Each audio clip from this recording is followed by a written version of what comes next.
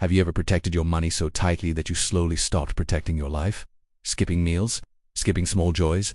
Convincing yourself that suffering today would buy safety tomorrow, only to realize that one bad day could still take everything away. There is a saying, never save money. It does not mean waste it or live carelessly. It means money should help you live, not teach you to fear touching it. Saving matters, but money without purpose becomes another kind of darkness. In a small town where electricity disappeared again and again, there lived a man named Ethan. Ethan worked nights as a security guard at a warehouse, far from busy streets and bright shops. He was simple and quiet, the kind of man who did his work honestly and asked for nothing more. When morning came, his body ached and his eyes burned with exhaustion. But at night, sleep rarely came. Instead, his mind stayed awake counting bills, replaying power cuts, worrying about a future that never felt secure. Life in that town was fragile. When the power went out, food spoiled, phones died, candles cost money, and even silence felt heavy. One evening, during dinner with his wife Mia and their young son Leo, the lights vanished again. Leo was showing his schoolwork when darkness swallowed the room. Mia lit a small candle inside, not angry, just worn down. Leo stared at the weak flame and asked how he was supposed to study like that. That question stayed with Ethan. That night he decided to save for a generator. People said a generator meant safety. Once you had one, life became easier. Ethan believed them. He took an old envelope, wrote generator on it, and hid it beneath his clothes in a drawer. Every week he added money carefully.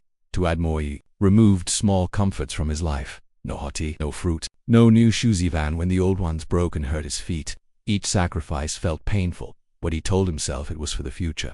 At first the envelope felt reassuring, heavy, solid, like protection. But life did not pause. One night Leo fell seriously ill with a high fever. At the clinic, the doctor asked for payment first. Ethan's hands shook as he opened the drawer and emptied the envelope. In minutes, the safety he believed in disappeared. Leo recovered, but Ethan did not feel relief, he felt fear. Soon after, rent increased. At work, he was told his shoes were unsafe and had to be replaced. Again, the envelope emptied. Ethan worked longer hours, slept less, spoke less, and carried a quiet anger he could not explain.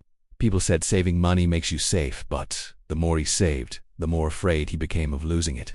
One night during a total blackout, Ethan stepped outside and noticed something strange. Across the road, a neighbor's house was glowing calm bright.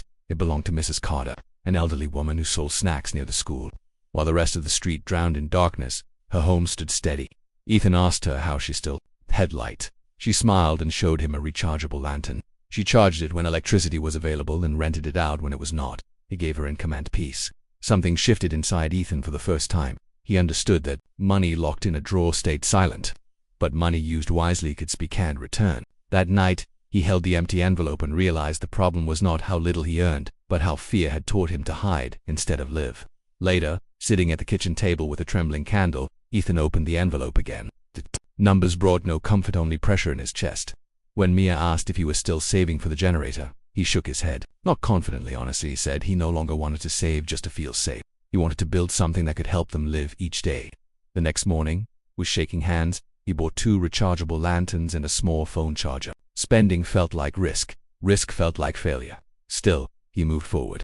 He made a small deal with a nearby barber, charging the lanterns during the day in exchange for help closing the shop at night. It was small, but it was movement.